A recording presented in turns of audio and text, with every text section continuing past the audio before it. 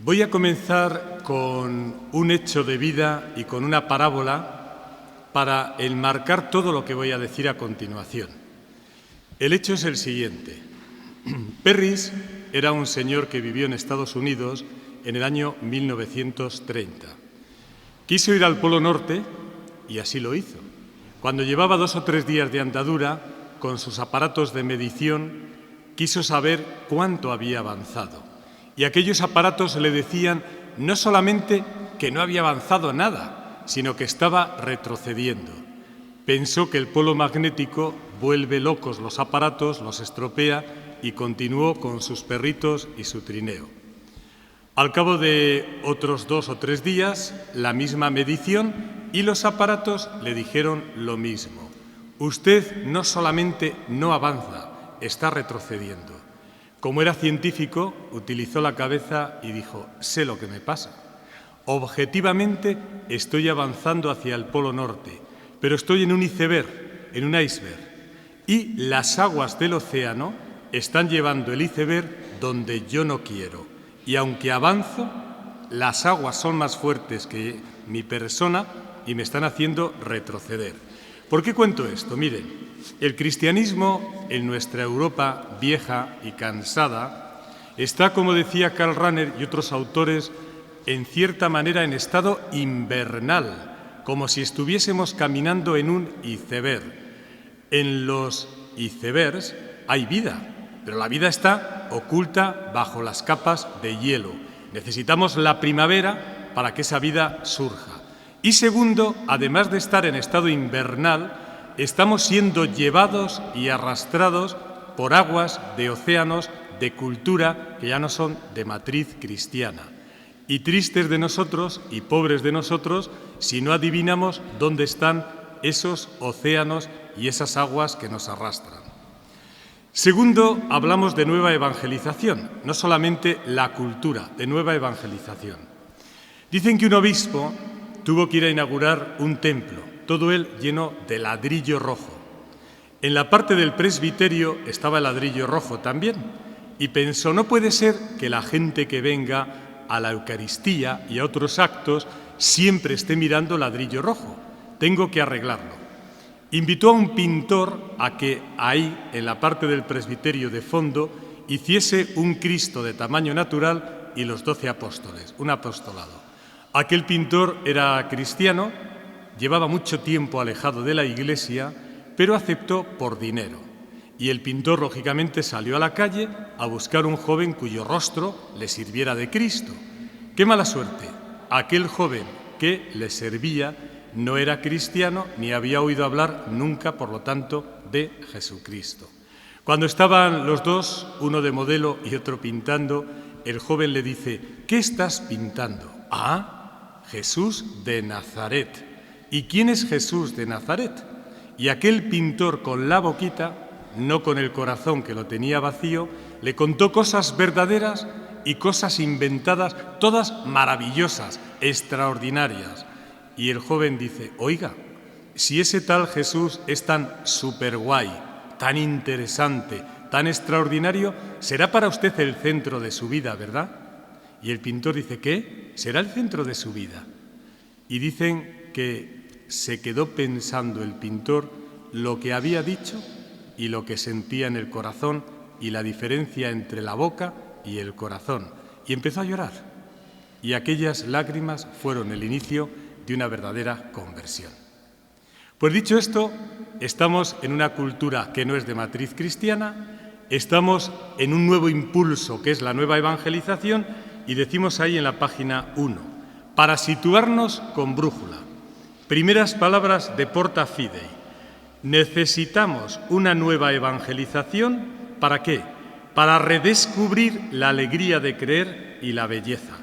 Es decir, necesitamos una nueva evangelización para, como ha definido el Papa Benedicto XVI, volver a aprender el arte de vivir. ¡Qué preciosidad! Definición de nueva evangelización, volver a aprender el arte de vivir. Y entonces la pregunta que le hacemos al Santo Padre, ¿y qué entiende usted por arte de vivir? Y nos dice en lo mismo en el documento Porta Fidei, 2 cosas. repetir la experiencia de Lidia, ahora hablo de qué es eso, y repetir la experiencia de los discípulos. ¿Qué es la experiencia de Lidia? Pues la experiencia de Lidia, como se puede leer en los Hechos de los Apóstoles 16-14, dicen que el Señor, mientras Pablo estaba hablando, abrió el corazón a Lidia para aceptar lo que decía Pablo en una comunidad. ¿Y qué significa abrir el corazón y qué significa aceptar? Que en un momento tu vida cambia. Es decir, la nueva evangelización es primero dejarnos evangelizar, volver a una conversión sincera como la del pintor. Y miren lo que les voy a decir.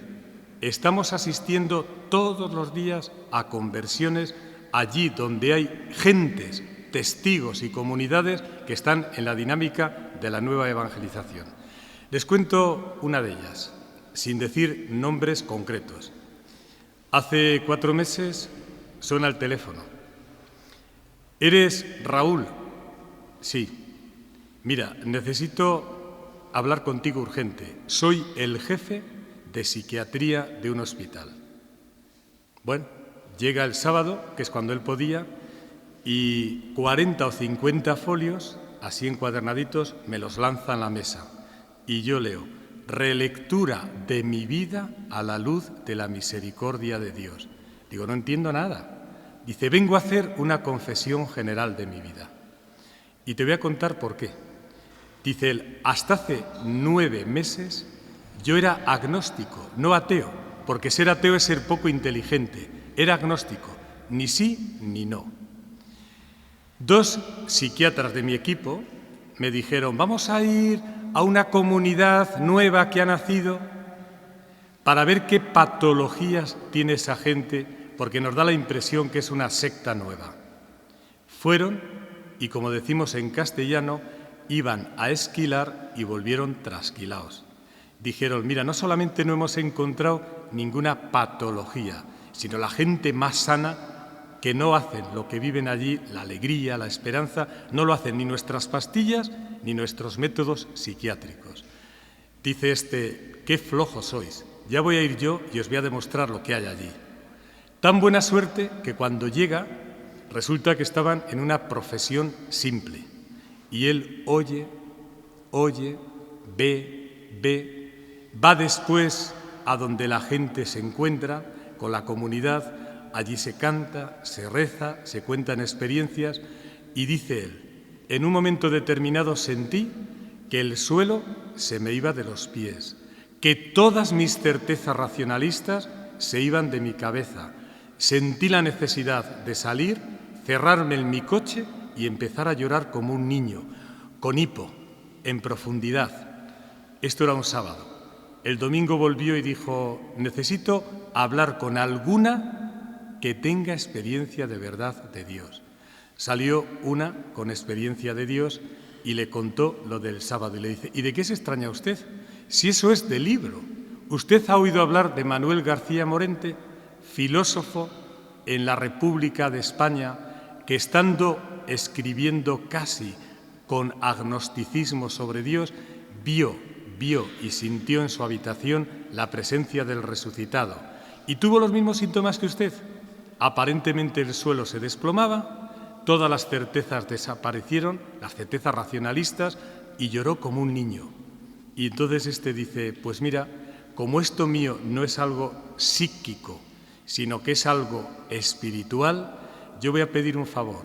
Durante meses quiero que alguien me inicie en lo que es la experiencia cristiana. ¿Quién es Dios? ¿Quién es Jesús? ¿Cómo rezar? ¿Qué es la Iglesia? Y después de 9 meses viene este señor a hacer una confesión general de su vida. Y bueno, pues a lo mejor el Señor le tiene otros caminos y otras vocaciones todavía más en perspectiva. Manuel García Morente acabó dominico. Vamos a ver. Bien, la experiencia de Lidia, ser evangelizados, la conversión para poder evangelizar. Y la experiencia de los discípulos, donde se nos dice que no solamente vivieron con Jesús y anunciaron la buena noticia, sino que ellos mismos eran la buena noticia. Y aquí viene el meollo de toda la espiritualidad de la nueva evangelización. Atención, solo los hombres y mujeres tocados por Dios, por el Espíritu, serán capaces de abrir el corazón y la mente de sus contemporáneos a las cosas de Dios. Solo los hombres y mujeres tocados por Dios son capaces de abrir la mente y el corazón de sus contemporáneos a las cosas de Dios. Pasamos hoja. ¿Dónde quiere llegar la espiritualidad, página 2? ¿Dónde quiere llegar la espiritualidad de la nueva evangelización? Pues pásmense, porque resulta que no a ninguna novedad, sino a redescubrir las fuentes y el cristianismo genuino. ¿Dónde nos va a llevar la nueva evangelización? A lo que se escribió en el año 150, siglo II, en la llamada Carta a Diogneto, y que me atrevo a reproducir en parte de esta manera. Los cristianos no son distintos de los demás ni por la patria, ni por la lengua, ni por otras costumbres. De hecho, no habitan ciudades propias, ni usan una lengua propia, ni llevan un estilo de vida separado del resto. Su doctrina no se debe al descubrimiento de hombres particularmente intelectuales, ni se basa en un pensamiento inventado por los hombres. Viven en ciudades griegas y extranjeras, según le haya tocado en suerte a cada uno, y se adaptan a las costumbres del lugar en el vestir, en la comida y en las demás cosas, aunque testimonian una forma de vida social admirable y paradójica, ya que viven en su propia patria como si fuesen forasteros, participan en todo como ciudadanos y se distancian de todo como extranjeros. Toda tierra extraña es patria para ellos. Se casan como todos, generan hijos, pero no los asesinan. Ponen en común la mesa, pero no el lecho matrimonial. Están en el mundo, pero no son mundanos. Habitan en la tierra, pero su ciudadanía es el cielo. Obedecen las leyes establecidas, pero con el testimonio de su vida las superan. Aman a todos y todos los persiguen. Se los condena sin conocerlos. Se les da muerte y con ello reciben la vida. Son pobres y enriquecen a muchos. Carecen de todo y abundan en todo. Sufren la deshonra y ello les sirve de gloria. Sufren detrimento en su fama y ello atestigua su justicia. Son maldecidos y bendicen. Son tratados con ignominia y ellos en cambio devuelven honor. Hacen el bien y son castigados como malhechores. Al ser castigados a muerte, se alegran como si se les diera la vida. Los judíos los combaten como a extraños y los gentiles los persiguen, y sin embargo, los mismos que los aborrecen no saben explicar el motivo de su enemistad. Para decirlo en pocas palabras, los cristianos son en el mundo lo que el alma es en el cuerpo. Bueno, si esto se volviera a repetir de forma generalizada en el cristianismo nuestro de Occidente, esto es la nueva evangelización. Esto es la nueva evangelización. Bueno, pues tenemos que seguir. Para vivir la teología y la espiritualidad de la nueva evangelización, ¿qué necesitamos? Pues mire por dónde yo voy a ser esta tarde más generoso que los Reyes Magos. Les voy a regalar una silla, una medalla, un pastillero, una brújula, una carta de navegación y un GPS. Madre mía, ¿eh? ¿Qué sería la silla? Pues mire, para que la nueva evangelización de verdad tenga vida, se necesita que tengamos todos una silla con 4 patas bien asentadas, que vivamos la comunidad, que vivamos el anuncio misionero a los alejados, que vivamos las celebraciones de verdad y que estemos comprometidos con sinceridad. Cuando voy a las visitas pastorales, a la gente sencilla les tomo el pelo y digo, vamos a hacer un examen. A ver, traer una silla.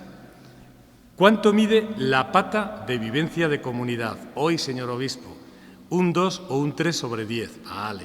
¿Cómo estamos de anuncio misionero? La pastoral de la zapatilla, salir a la calle. Señor obispo, muy mal, un 4. Vale. ¿Cómo estamos de celebración? Mire, señor obispo, un notable, un 7. Y de compromiso, bastante bien, un 6.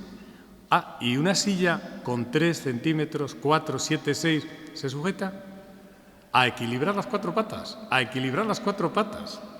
Segundo, regalaría a todos una medalla con dos caras, rey y reino.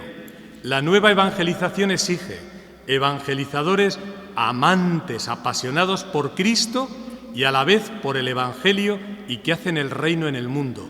No quiero cristianos muy místicos que solamente viven para ellos, su grupo, su comunidad y en las sacristías.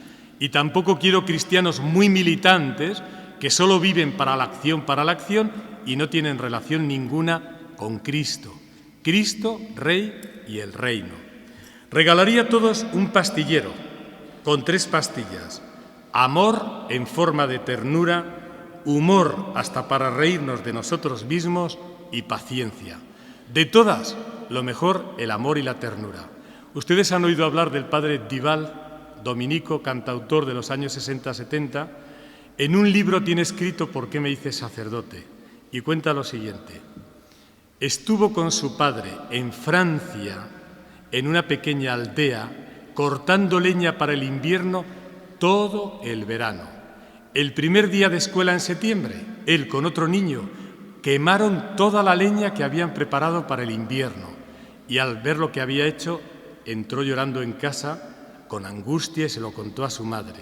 Su madre le dijo, tranquilo hijo, yo se lo diré a tu padre. Llegó el padre de trabajar en el campo, escuchó él cómo hablaba con su madre y a la vez escuchó al padre subir las escaleras a la habitación de arriba donde él estaba llorando en la cama.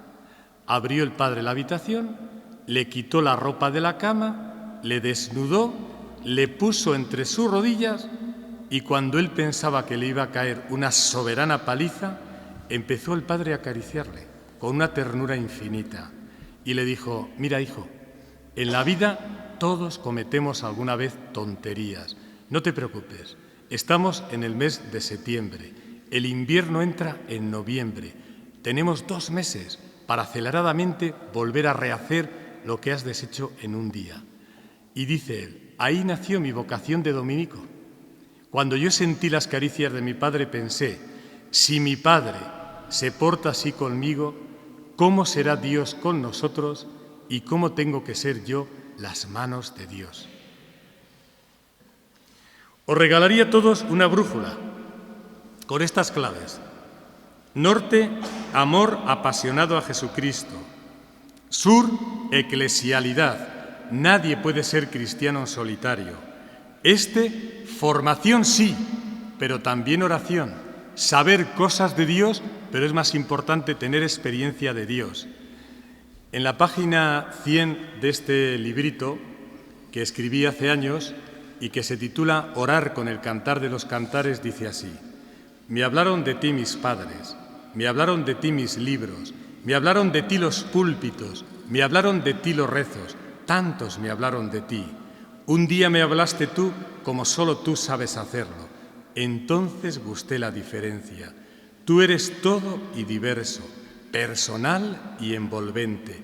Eres Señor, esposo y hermano. Formación y oración. Y finalmente el oeste, el compromiso y la presencia pública, incluidas las nuevas tecnologías. No puede ser que Dios quede en la despensa dura del ordenador. Regalaría también una carta de navegación, que quiere decir, ¿sabe lo que son las cartas de navegación? En el mar, cuando un marinero descubre una vía nueva, escribe lo que ha descubierto. Yo en mi caso os voy a hacer un regalo mucho más íntimo. Hace 2 meses ha muerto mi madre. Ha estado conmigo los últimos años, 19 años desde que mi padre falleció. ¿Cuál fue mi sorpresa al mirar los papeles que ella me había escrito cuando me encontré uno que se titulaba El credo de mi fe y que dice así, según lo tenéis en la página 3 en el papel? Dice así. El 14 de diciembre de 1993 dejó escrito mi madre. Nos mandó don Blas, delegado de catequesis, hacer en clase a cada uno de nosotros nuestro credo y fotocopiarlo e intercambiarlo unos con otros en clase. Yo te mando el mío para que te rías un poco de mí. Hice 3 distintos, pero en los otros 2 me enrollaba mucho. Besos, Carmina. Mi credo. Creo en ti, Señor y Dios mío, en tu Hijo y en el Espíritu Santo. Te amo de todo corazón y con todo lo que soy y tengo. Sé que es tuyo, pues a ti te debo todo y de ti lo he recibido. Creo, Jesús, que quisiste hacerte hombre para ser como nosotros y estar con nosotros y darnos una madre tan hermosa y que tanto nos quiere, a la que yo también me entrego y pido con toda confianza y amor. Por la confianza que te tengo y tengo a tu madre, a veces me creo con derecho de que todo me suceda rápidamente y se cumpla cuanto antes. Creo en el Espíritu Santo, a quien acudo también con frecuencia y confianza, pidiendo sobre todo luz y fuerza para la Iglesia y para los míos. Creo en la resurrección de los muertos y que contigo está ya mi esposo, y esto me hace feliz. También he recogido en tu casa a mi padre, familiares y amigos. Porque creo en ti y en tu fuerza, perdono a quienes me han hecho mal. Creo que el sufrimiento también ayuda y acerca más a ti y nos hace más comprensivos con los demás. Creo en el poder de la oración y de la unión para hacernos el bien entre todos los que creemos en ti y formamos tu Iglesia. Creo, como madre, que no abandonarás a mis hijos y les concederás el don de la fe y estarás presente en sus vidas. Creo, finalmente, que un día me acogerás a mí también y saldrás a mi encuentro. Amén. Y yo pregunto, en la nueva evangelización, cada uno de nosotros tenemos que dar cuenta viva del credo en el que creemos, que lógicamente es el de la Iglesia, pero hecho mío y hecho nosotros. Credo como testimonio personal y credo comunitario. Y finalmente os voy a regalar esta tarde, en la espiritualidad de la nueva evangelización, un GPS, donde al enchufarle aparecen algo tan bonito como lo siguiente: las claves de espiritualidad y de teología que nos daría hoy el Papa Benedicto XVI si estuviese aquí. Imaginaros que le hemos invitado al Papa. Bueno, pues lo que os voy a decir ahora es, como un limón, lo que es el jugo exprimido de libros y libros y libros leídos de él con esta clave. Si él fuese cura de pueblo, de ciudad, obispo de una diócesis, ¿qué diría práctico cómo tenemos que vivir la espiritualidad de la nueva evangelización y la pastoral? Y digo ahí, lo primero que nos diría es que tendríamos que practicar el efecto surfing, los surfistas, los que van con la tabla a meterse en las olas. El efecto surfing o la inmersión en lo humano para emerger hacia lo divino. No tenemos que tener miedo a esta sociedad y a meternos en la piscina de esta sociedad y en el mar de esta cultura, aunque, como hemos dicho al inicio, no tenga matriz cristiana. A veces creeremos que nos ha tragado la ola y, sin embargo, los surfistas tienen la habilidad de salir con más fuerza y potenciados. Esto es el efecto surfing. Tendríamos que creer también en el efecto marketing de testigos y comunidades. No lean. ¿Qué es el efecto marketing? Hoy los anuncios de publicidad tienen 3 palabras para ser exitosos: mírame, elígeme, cómprame. Testigos y comunidades de referencia: mírame, que llame la atención. Segundo, elígeme. Testigos y comunidades que enseñan el arte de vivir y que al verlo uno dice, eso es lo que yo tengo que vivir y eso es lo que me va a hacer feliz. Y finalmente, cómprame, métete en esas comunidades, sé testigo tú también. Segundo, nos diría el Papa, tenemos que practicar la espiritualidad y la pastoral de la ejemplaridad de los santos. Oigan, ¿por qué creen que el Papa Benedicto XVI y el Papa Juan Pablo II ha beatificado y ha canonizado más santos juntos que toda la historia anterior del cristianismo? Porque, como digo ahí, nos han querido hacer ver que el cristianismo no es utopía, no es ideología, no es filosofía, no es leyenda. Ha sido encarnado y realizado por hombres que han llegado a la plenitud de la vida, porque solo cambiarán el mundo los santos. Se atrevió a decir en cierta ocasión Juan Pablo II, los verdaderos revolucionarios de la humanidad han sido los santos. Y donde hay un santo es fácil ser santo. Basta contagiarse con la fuerza del Espíritu de lo que él vive. Aunque en plan de chiste a veces digo yo también, pobre comunidad donde hay un santo, pobre comunidad, porque nos trae a raya, ¿eh? Y es el espejo y la conciencia de todos. Tercero, dice el Papa, la espiritualidad del efecto dominó. ¿Recuerdan lo que es el dominó? Todas las fichas así juntas, tiramos una y van cayendo las demás.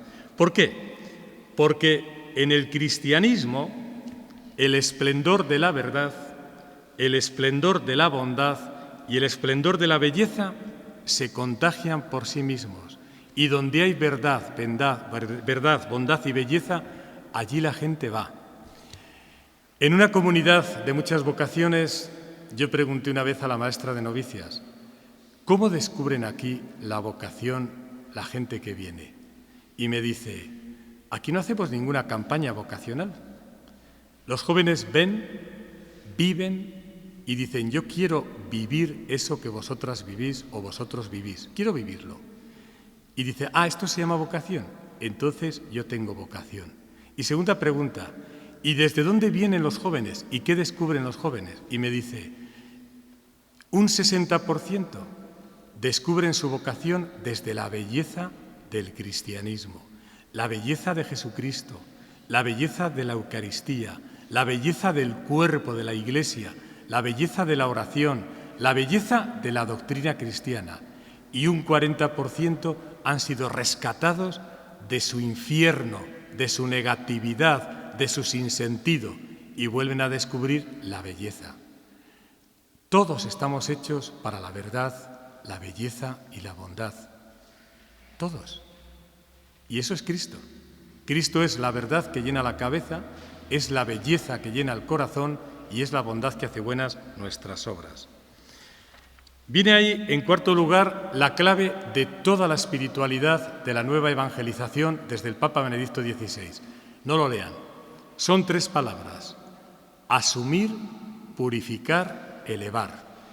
Dice el Papa, Miguel Ángel, el artista, cuando veía un bloque de piedra o de granito, nunca veía el bloque de piedra o de granito. Veía la imagen que estaba encerrada. Y el artista solo tenía que quitar la basura, la porquería, lo que estorba, para que salga la imagen. Así tenemos que hacer en toda nuestra vida. Asumirlo, purificarlo, lo que estorba, lo que es feo, lo que es negativo, para que aparezca la belleza y el esplendor. Asumir, purificar, elevar. Nos sigue diciendo el Papa, tendríamos que practicar la terapia integral del amor. Y aquí se remite a Hans von Balthasar, cuando dice, solo el amor es creativo y un hombre solo ve en la medida en que ama. Yo esto lo traduzco de forma sencilla de esta manera. Proyecto Hombre es un programa de rehabilitación de drogadictos, de toxicodependientes. Tiene 3 fases. Acogida, donde te quitan el mono de la droga. Comunidad, donde te rehacen como persona, tú con la gente, tú en comunidad. Y finalmente inserción en la sociedad de nuevo. Cuando tú vas a la segunda fase, donde te rehacen como persona, por todos los sitios se lee esto. Si no me tocas, no soy nadie para ti. Si no me confrontas y me dices lo que tú piensas de mí, ni me conozco ni puedo crecer. Y si no me siento amado por ti, no sé para qué sirve mi vida. Yo he venido esta tarde en autobús. Si no me tocas, no soy nada para ti. A mi lado había una señora. No hemos intercambiado ni una palabra, solo al montar y despedirnos. Buenas tardes, hasta luego. Si no me tocas, no soy nadie para ti. No hemos hablado. Éramos 2 muebles, uno junto al otro. Si no me confrontas y me dices la verdad de lo que tú piensas de mí, ni me conozco ni puedo crecer. Oye, yo me he llevado un gran susto estos días. Hablando con supuestos seminaristas de una determinada diócesis, les digo, ¿te has planteado el tema vocacional? No, ¿cómo que no? No, es que aquí no hablamos de eso. ¿Pero cómo que no habláis de eso? ¿Y esto es un seminario menor?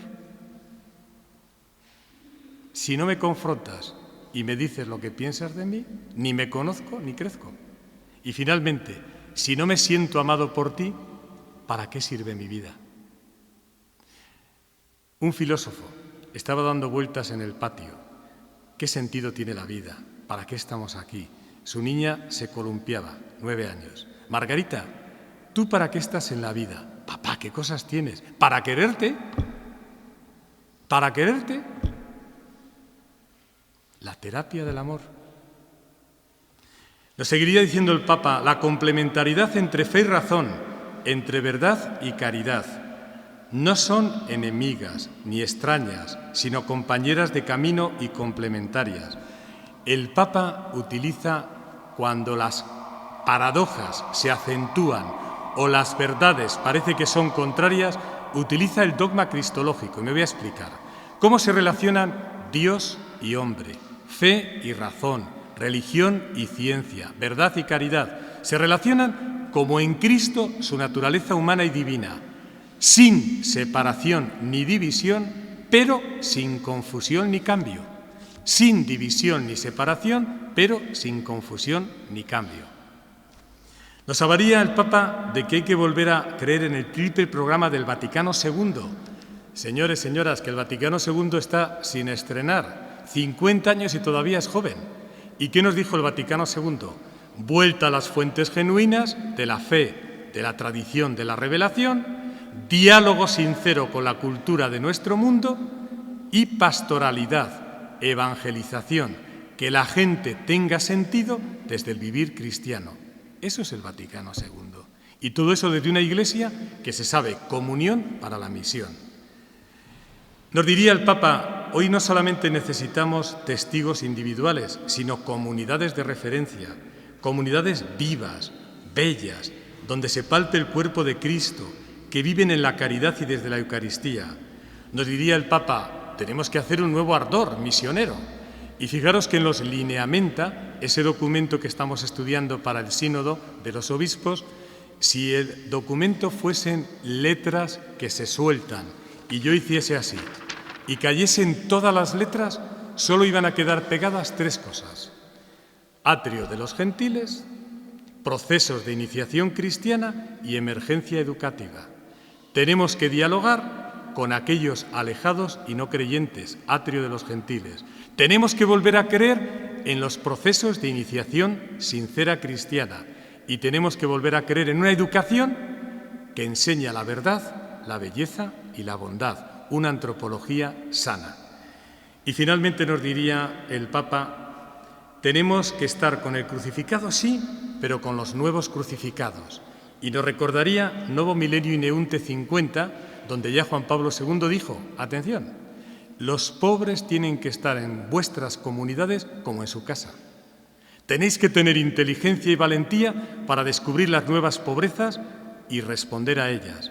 Y tercero, San Vicente Paúl, solo los pobres os perdonarán la vejación de darles pan, abrigo, dinero, por el amor y la autenticidad que pongáis en ello. Y yo añado, San Ambrosio, ¿dónde están los zapatos del que va descalzo? En tu armario. ¿Dónde está la ropa del que va desnudo? En tu armario. ¿Dónde está el alimento del que pasa hambre? En tu nevera.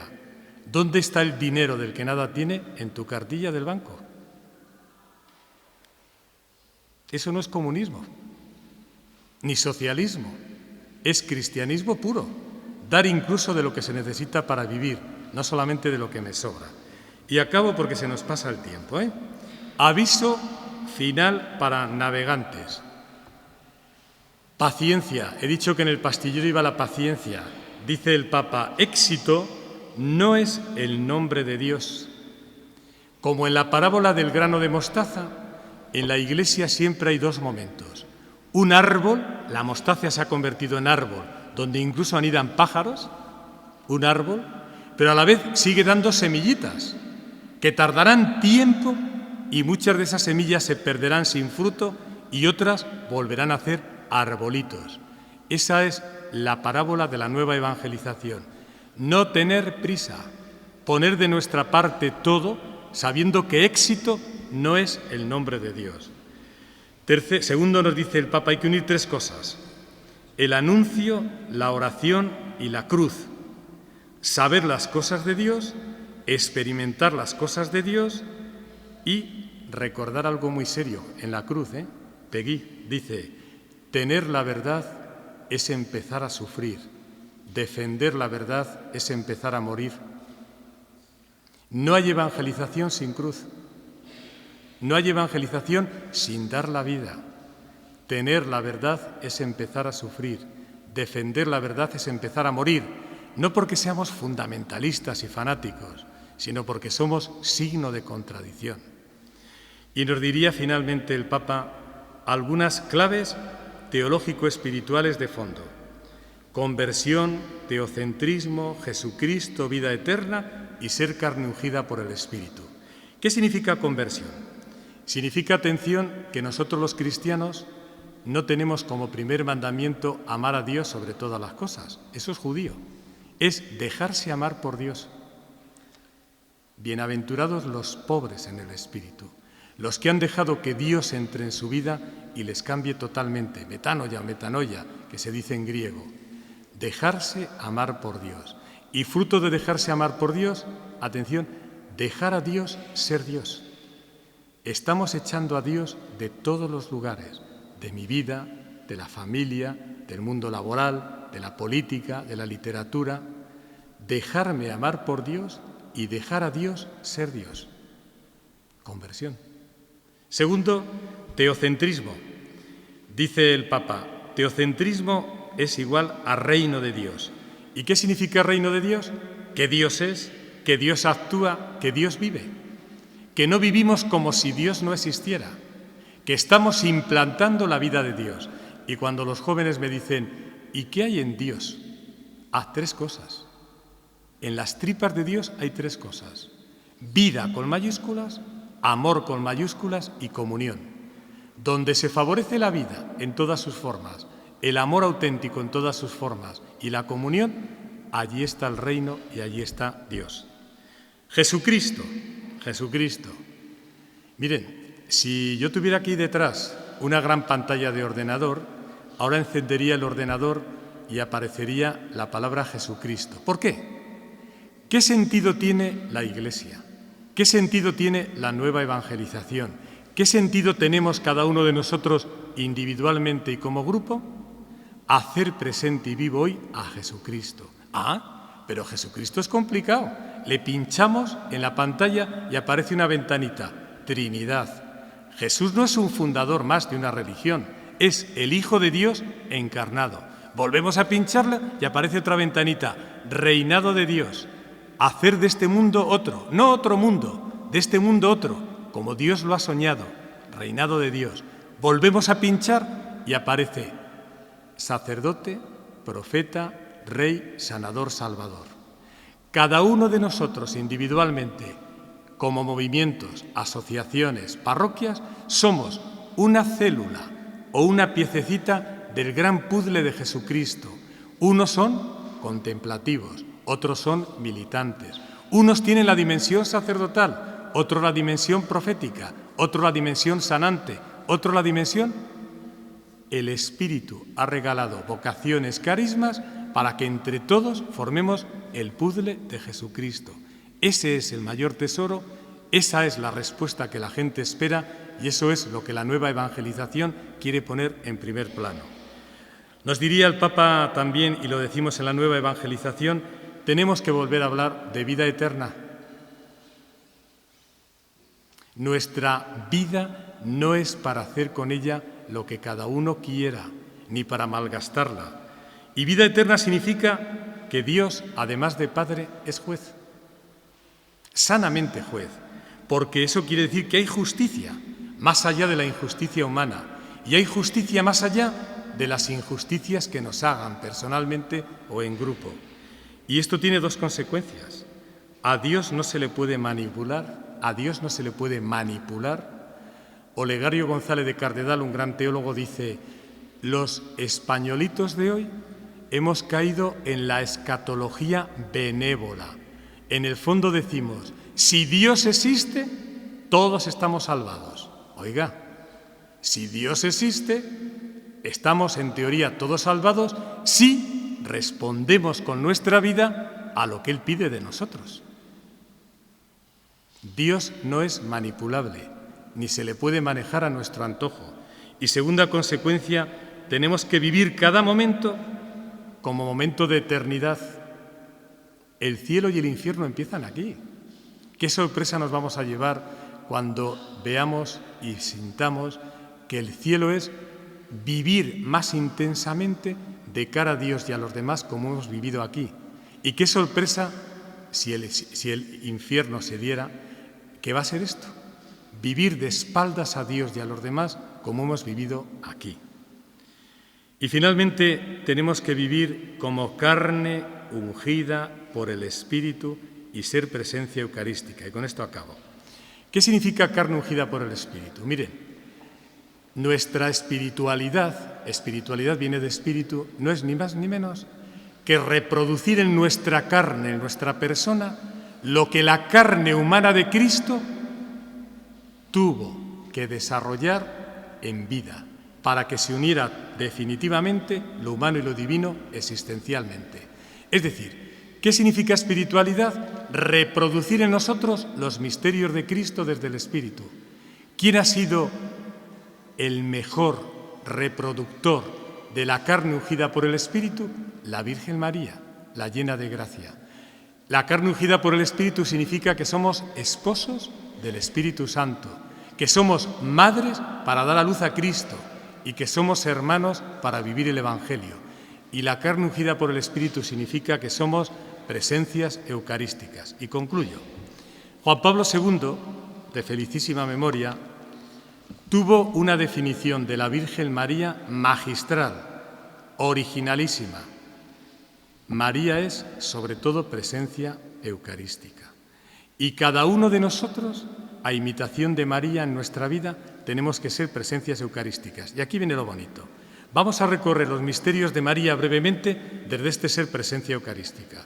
Dice, todo empieza en la anunciación en María. ¿Quieres ser madre? Y ella responde, fiat. Y en nosotros todo empieza en la Eucaristía. En el momento que nos acercamos a comulgar, se reproduce la encarnación. ¿Quieres que Cristo entre en ti? Y tú dices, amén, fiat.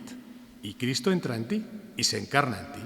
Segundo momento de la vida de María, visita a su prima Santa Isabel y se convierte en tabernáculo viviente y andante de Cristo entre nosotros. Yo cuando salgo después de comulgar, soy como María, tabernáculo viviente y presencia de Cristo en el mundo. Tercer misterio de María, es madre y acoge a su hijo con una ternura infinita. Yo cuando salgo a la calle tengo que acoger a todos con maternidad, con ternura como María. Siguiente episodio de la vida de María, las bodas de Caná. Aunque sea muy importante María, la Madre de Dios, dice, haced lo que Él os diga.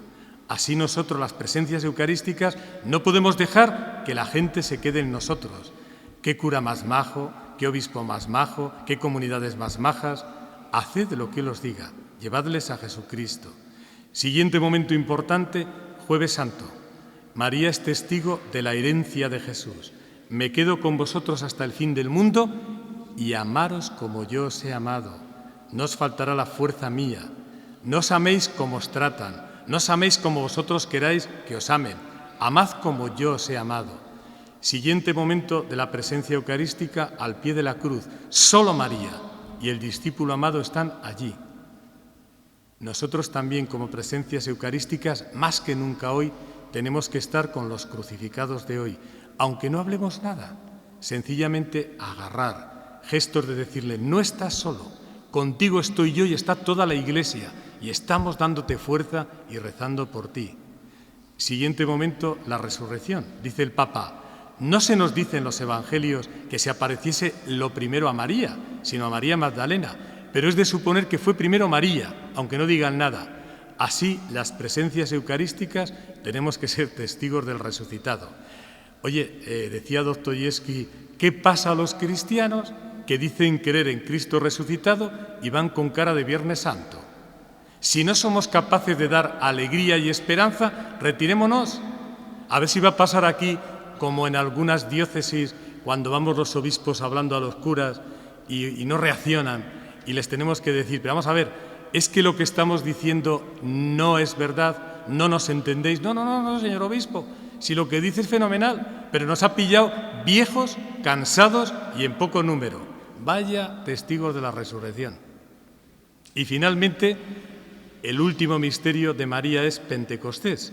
El que es presencia eucarística, no le queda más remedio que comunicar lo que vive.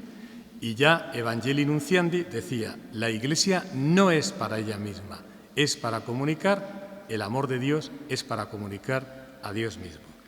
Y nada más, colorín colorado, este rollo se ha acabado. Muchas gracias.